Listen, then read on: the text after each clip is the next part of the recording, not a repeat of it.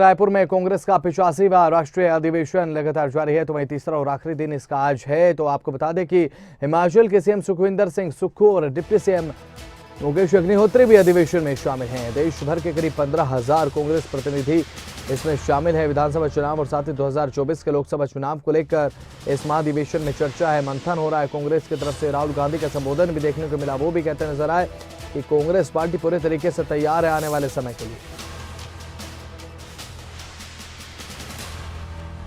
तो कांग्रेस अध्यक्ष मल्लिकार्जुन खड़गे क्या कुछ कह रहे हैं, सुनवाते हैं आपको। अधिक हमारे ऊपर है और देश की जनता भी हमसे यही उम्मीद करती है। आज हमारे सामने तमाम चुनौतियां हैं, लेकिन कोई ऐसी चुनौती नहीं है जिसका समाधान कांग्रेस नहीं निकाल सकती। एकता, अनुशासन, दृढ़ संकल्प की जरूरत है। पार्टी की ताकत में ही हमारी ताकत है। हम जो आचरण राष्ट्रीय स्तर पर करेंगे उसका संदेश हमारे करोड़ों साथियों तक हर स्तर पर मिलेगा और गांव तक ये संदेश जाएगा। समय के साथ बहुत सी चीजें बदलती है। जनता की आकांक्षाएं और अपेक्षाएं बदलती है। नई चुनौतियां सामने आती है, रास्ता भी निकलता है। इसीलिए कहा जाता है कि राजनीति और सामाजिक कामों का रास्ता कभी खत्म नहीं होता। हमें केवल चलते रहना है। हमारी कई पीढ़ियां इसी रास्ते पर चलती रही और आगे भी चलते रहेंगे। इसीलिए नौजवान साथियों से खास तौर पर मैं अपील करना चाहता हूं कि भविष्य आपका है।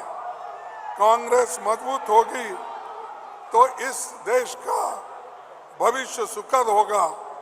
राहुल जी ने जिन पथरीले रास्तों पर चलकर एक माहौल बनाया है, उसे आगे ले जाने का सबसे बड़ा जिम्मा हम सब का है। देश में जिस चिंताजनक स्तर पर गैर बराबरी बढ़ रही है, उसका बहुत खतरनाक संकेत मिल रहा है। अमीर और अमीर हो रहा है, जबकि गरीब और गरीब बन रहा है। गांव और शहरों के बीच खाई गहरी होती जा रही है। तनाव बढ़ रहा है। इसमें हमें अपने एजेंडे में लेना है। गरीबों के साथ खड़े रहना है। किसानों, मजदूरों, दलितों, अल्पसंख्यकों और नौजवान, महिलाओं के, आदिवासियों के मुद्दों पर लगातार सक्रियता से हमको लड़ना है। बेरोजगारी और महंगाई के खिलाफ अपनी मुहिम को लगातार अपने एजेंडे में रखना है और नफरत फैलाने वाली विचारधारा के खिलाफ मजबूती से मुकाबला हमको करना है। और सबसे बड़े चुनौती डॉक्टर बाबा साहेब अम्बेडकर रचित संविधान और लोकतंत्र को बचाने का और उसका सुरक्षा करने का हम सब की जिम्मेदारी है।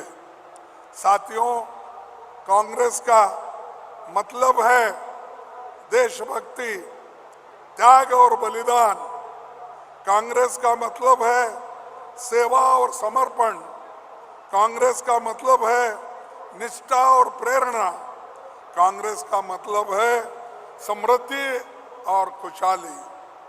और कांग्रेस का मतलब है करुणा और न्याय। कांग्रेस का मतलब है निर्भयता और अनुशासन। और कांग्रेस का मतलब है भारतीयता। हर एक कांग्रेस नेता और कार्यकर्ता इसी भावना का प्रतीक है और उसे आगे बढ़कर और भी काम करना है। हमें याद रखना चाहिए कि भारतीय राष्ट्रीय कांग्रेस ने न केवल देश को आज़ाद कराया बल्कि एक समृद्ध भारत की बुनियाद भी रखी। ऐसा भारत निर्मित किया है जो दुनिया का सबसे बड़ा, सबसे मजबूत लोकतंत्र है। भाइयों, जो 6 विषय थे उन 6 विषय को मैं संक्षिप्त में निकाल देता हूँ। राजनीतिक, हम महाधिवेशन साफ कर दिया है। बीजेपी आरएसएस के खिलाफ हमारी विचारधारा की लड़ाई तीव्र होगी। चुनावी मुकाबले तो होते रहते हैं, पर कितना भी समय लगे और कितना भी संघर्ष हो, हम एकजुट होकर लड़ने को तैयार हैं। भारत जोड़ो यात्रा से भी हम यही मार्गदर्शन हमको मिला है। आर्थिक, बढ़ती हुई आर्थिक विषमताएं, सार्वजनिक संपत्तियों का अंधा निजीकरण, बढ़ती रोजगारी और महंगाई हमारे सबसे बड़ी आर्थिक चुनौतियां हैं। हमें मिक्स्ड इकोनॉमिक मॉडल पर चलना होगा।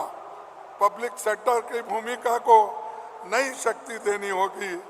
खास करके हमें मित्रवादी पूंजीवाद से देश को बचाना है। तीसरा, किसान और खेत मजदूर। किसान और खेत मजदूर हमारी आर्थिक नीति की प्राथमिकता होने चाहिए। Green revolution, white revolution Congress सरकार ने संभव कराया, इससे देश बदला। कृषि का निजीकरण हमारे देश के लिए हानिकारक होगा। कृषि में और अधिक आर्थिक निवेश के अलावा कोई दूसरा रास्ता नहीं है।